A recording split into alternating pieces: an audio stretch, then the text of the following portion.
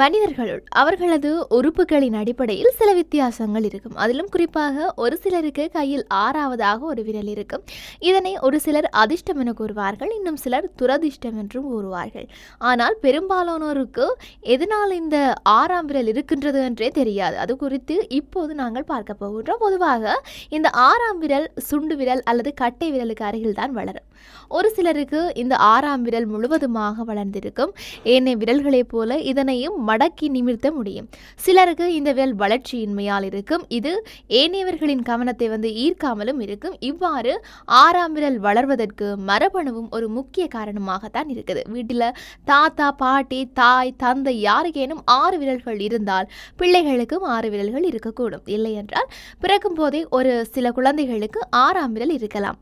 1000 குழந்தைகளில் ஒரு குழந்தைக்கு இவ்வாறு நிகழும். இந்த 6ஆம் விரல் வேண்டாம் என்று நினைத்தால் அதனை அறுவை சிகிச்சை மூலம் நீக்கியும் விடலாம்.